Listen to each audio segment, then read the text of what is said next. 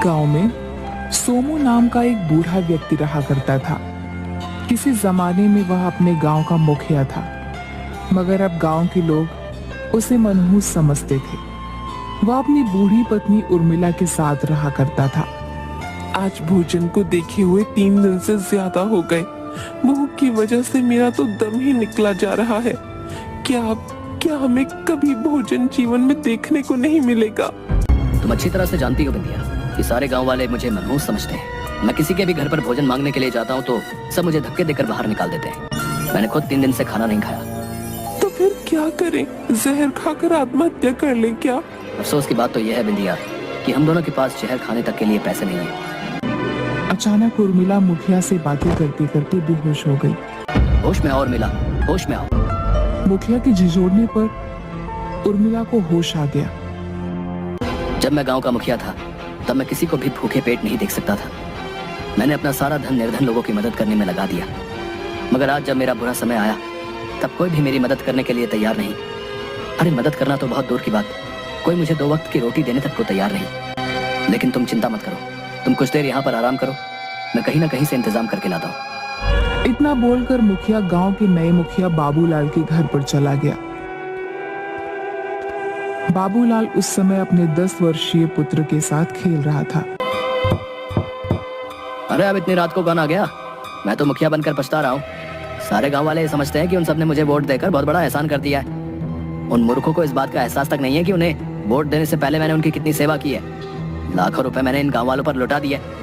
जिसे देखो मुंह उठाकर रात में मेरे दरवाजे पर मदद मांगने के लिए चला आता है। तुम मेरे दरवाजे पर क्या कर रहे हो भाई? मैं और मेरी पत्नी 3 दिन से भूखे हैं। अगर तुम्हारे घर में कुछ रोटियां पड़ी हो तो वो मुझे दे दो। देखो सोमू, तुम्हारी जगह अगर कोई और होता तो मैं उसे कुछ खाने को भोजन दे देता, मगर तुम्हारी बात अलग है। यहाँ से निकल जाओ, इससे पहले कि मैं अपने दरवाजे से तुम्हें धक्के देकर बाहर निकाल दूं। आखिर मेरी गलती क्या है? गलती है तुम एक मनहूस हो, तुम हमारे गांव के लिए श्राप हो। मुझे तो डर है कि अगर तुम कुछ देर यहाँ और ठहरे तो कहीं मेरे घर में कोई अनहोनी ना हो जाए। तो इसमें मेरा क्या दोष है? मत भूलो बाबूलाल कि वर्षों पहले मैं भी इस गांव का मुखिया था, और जब मैं गांव का मुखिया था तब इस गांव के लोगों की मदद करना अपना कर्तव्य समझता था। मेरे दरवाजे से आज तक कोई भूखा खाली पेट वापस नहीं गया। तुम ऐसा करके बहुत बड़ा पाप कर रहे हो। तुम मुखिया थे जब थे, अब वो जमाने चले गए। कब तक अपनी उन पुरानी बातों का ढिंडोरा पीटते रहोगे? आज मैं जीना सीखो संपत, आज तुम एक मनहूस व्यक्ति हो। तो फिर मैं क्या करूं? नहीं मुझे इस गांव में कोई काम देता है और नहीं खाने को। मेरे पास तुम्हारे लिए एक सुझाव है, तुम जाकर अपने आप को खत्म कर लो, क्योंकि अगर तुमने ऐसा नहीं किया तो कुछ दिन बाद गांव वाले तुम्हें लाठी डंडों से मार मार कर समाप्त कर देंगे। अचानक बाबूलाल के कानों में उसके 10 वर्षीय बेटे की चीख टकराई। वह दौड़ता हुआ अंदर पहुंचा। क्या हुआ बिल्लू को? पता नहीं जी, बिल्लू खेल रहा था। खेलते खेलते अचानक इसका पैर फिसल गया और ये गिर गया। देखो इसके सर से कितना खून बह रहा है। मैं जानता था कि ये मनहूस सोमू हमारे लिए कोई नई मुसीबत खड़ी कर देगा। इस मनहूस के कदम जब जब मेरे घर के दरवाजे पर पड़े हैं तब तब ऐसा ही अपशगुन हुआ है। अब मेरा मुंह क्या देख रही हो? बिल्लू को डॉक्टर के यहाँ ले जाना होगा। बाबूलाल बिल्लू को उठाकर अपनी पत्नी के साथ सीधे डॉक्टर की दुकान पर पहुंच गया। क्या हुआ से? इसके तो सर से बहुत खून निकल रहा है। तुम एक अपने छोटे से बच्चे का ख्याल भी नहीं रख सकते, तो तुम गांव का क्या ख्याल रखोगे? अपना मुंह बंद करो डॉक्टर, और मेरे बच्चे का इलाज करो। मत भूलो कि इस गांव का मुखिया हूँ मैं, तो भाषण देना मुझे ज्यादा सूट करता है और तुम्हें सिर्फ इलाज करना सूट करता है। इलाज करो बिल्लू का। सोमू तुम मेरे पीछे हाथ धोकर क्यों पड़ गए हो? तुम्हें अभी भी सुकून नहीं मिला? देखो तुम्हारी वजह से मेरे बेटे का सर फट गया। अब तुम क्या चाहते हो कि मेरा भी सर फट जाए? मैं तो सिर्फ तुम्हारे पुत्र को देखने के लिए चला आया था। तुम्हें देखने की कोई जरूरत नहीं है सोमू, तुम यहाँ से चले जाओ। मेरी पत्नी कुछ देर पहले बेहोश हो गई है, मुझे थोड़े पैसे दे दो। ज्यादा नहीं, सिर्फ इतने दे दो कि मैं अपनी पत्नी को भोजन करा सकूं। मेरी पत्नी कुछ देर पहले बेहोश हो गई थी। तुम और तुम्हारी पत्नी हर बार बेहोश ही होते हो। अरे मर क्यों नहीं जाते? ये कैसी बातें कर रहे हो? अब ये बिल्कुल ठीक है, इसे घर ले जा सकते हो। तुम यहाँ पर क्यों आए हो सोमू? निकल जाओ यहाँ से। मैं और मेरी पत्नी 3 दिन से भूखे हैं, मुझे कुछ खाने को दे दीजिए। देखा बेचारा डॉक्टर, अब इसका इलाज कौन करेगा?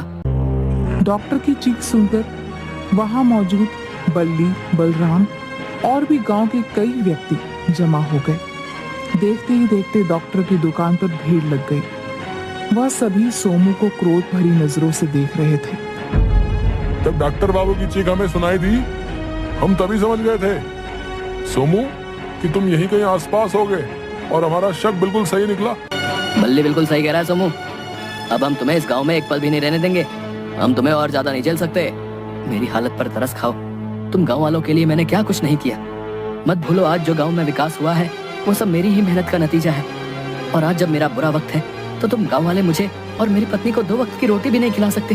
क्योंकि तब तुम मनहूस नहीं थे, लेकिन कई सालों से तुम इस गांव के लिए श्राप बन चुके हो। तुम जहां भी जाते हो उसका बेड़ा गर्क हो जाता है। तुम्हारे कारण गांव के न जाने कितने सीधे साधे लोग गांव छोड़कर चले गए। बल्ली सही बोल रहा है सोमू। तुम्हारी वजह से गांव में डर का माहौल है। तुम जहां भी जाते हो सामने वाले के लिए मुसीबत खड़ी कर देते हो। मान क्यों नहीं लेते कि तुम मनहूस हो? अपनी पत्नी को लेकर इस गांव से निकल जाओ। मुखिया जी सही कह रहे हैं संपत। हम तुम्हें पीटना नहीं चाहते, क्योंकि तुम किसी जमाने में हमारे गांव के मुखिया थे। लेकिन अगर तुम अभी और इसी वक्त अपनी पत्नी को लेकर इस गांव से नहीं गए तो हम सब गांव वाले तुम्हें धक्के देकर बाहर निकाल देंगे। बलराम की बात सुनकर सोमू की आंखों में आंसू आ गए। उसके बाद वो अपने घर की ओर चल और अपनी पत्नी को लेकर जंगल में चला गया। वो दोनों एक एक घने पेड़ की छाया में बैठकर रोने लगे, और रोते रोते सोमू और उसकी पत्नी उर्मिला बेहोश हो गए। अगली सुबह दोनों की आंख भूख की वजह से खुल गई। लगता है हमारी किस्मत में इस जंगल में भूखे पेट ही मरना लिखा है। हिम्मत मत हारो बिंदिया, ईश्वर पर भरोसा रखो। सोमू ने इतना बोला ही था कि तभी बहुत तेज हवा चलने लगी, और उस हवा में सफेद रंग की किरण उन दोनों के चेहरे पर फूटने लगी।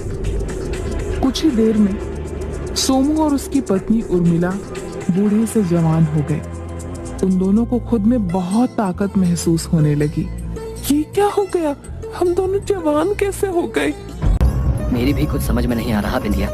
आखिर ये चमत्कार कैसे हो गया? कहीं ये कोई जादू जंगल तो नहीं? तभी उन दोनों के कंधों में जोर सा दर्द होने लगा, और कुछ ही पलों में उनके दोनों के दोनों कंधों पर बड़े बड़े पंख निकल आए। ये क्या उर्मिला? हम दोनों के शरीर में तो पंख निकल आए। आखिर ये क्या हो रहा है? एक तो वैसे भी गांव वाले हम दोनों को मनहूस समझते थे। अगर हम ये पंख लेकर वहां पर जाएंगे तो वो हम सबको देखकर बुरी तरह से डर जाएंगे। हो सकता है कि वो हमें कहीं जान से ही ना मार दे। तभी उन दोनों के कानों में बाबूलाल और उसकी पत्नी की आवाज टकराई। मेरे कानों में तो गांव के मुखिया और उसकी पत्नी की चीखें टकरा रही हैं। और मुझे भी ऐसा लग रहा है जैसे कि बाबूलाल मदद मांग रहा हो। लगता है बाबूलाल मुसीबत में है। हमें उनकी मदद करनी चाहिए। मैं उसकी मदद कभी नहीं कर सकता। कल रात मैं उसके दरवाजे पर तुम्हारे लिए भोजन मांगने गया तो उसने मुझे कितना अपमानित किया। और तो और उसने गांव वालों के साथ मिलकर मुझे और तुम्हें गांव से धक्के देकर बाहर निकाल दिया। ऐसा नहीं कहते। मत भूलो कि तुम जब गांव के मुखिया थे तब तुम लोगों की मदद किया करते थे। शायद ये पंख हमें लोगों की मदद करने के लिए ही दिए गए हो। भला ये क्या बात हुई? एक तो कुछ सालों से वैसे भी हम दोनों गांव वालों से अपमानित हो रहे हैं, धक्के खा रहे हैं, और ऊपर से तुम बोल रही हो कि ईश्वर ने हमें ये पंख उन लोगों की मदद के लिए दिए हैं। उर्मिला, जो भी हो, एक बार चलकर देखते हैं।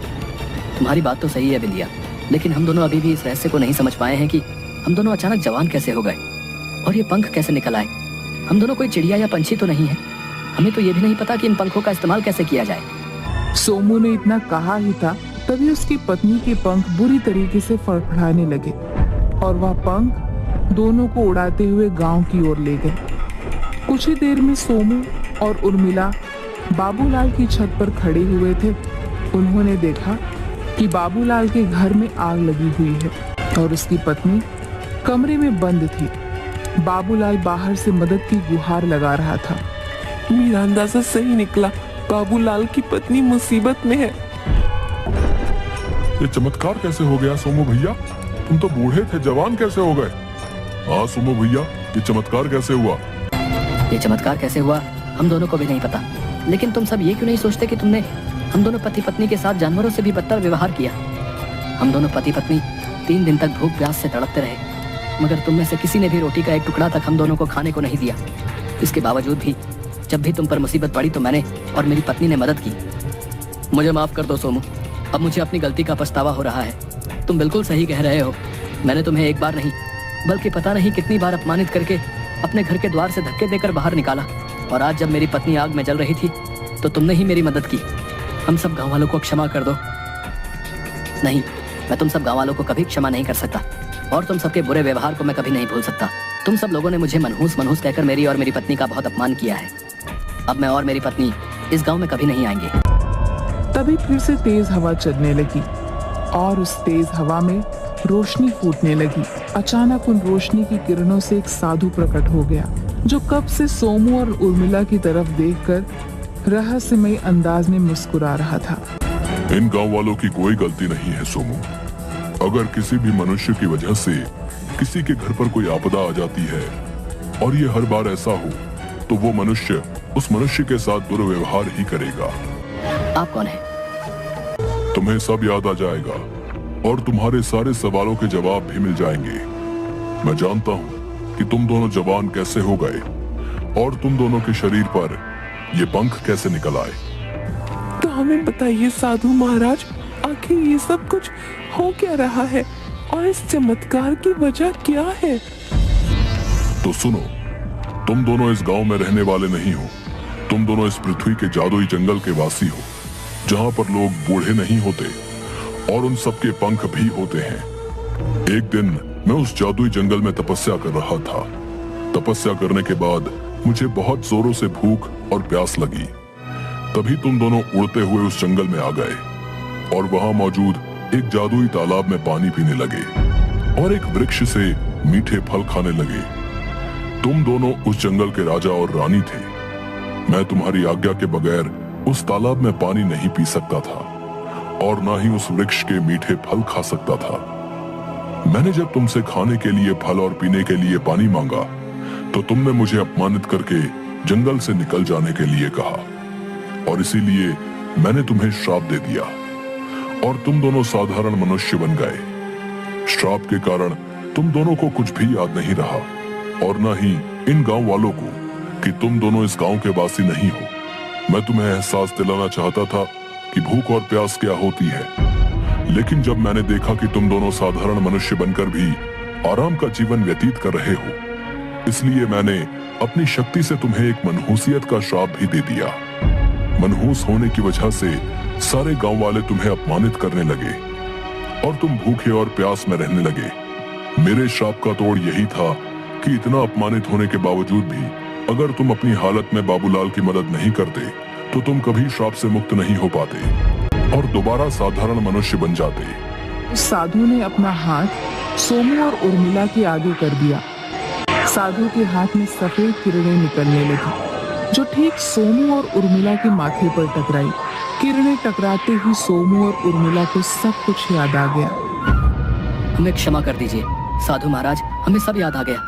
अब हम अपने जंगल में हराने वाले साधारण मनुष्य और साधु का ख्याल रखेंगे। हमें आज्ञा दीजिए साधु महाराज, हमारे राज परिवार वाले हमारी प्रतीक्षा कर रहे हैं। ठीक है, अब तुम दोनों अपने घर जा सकते हो।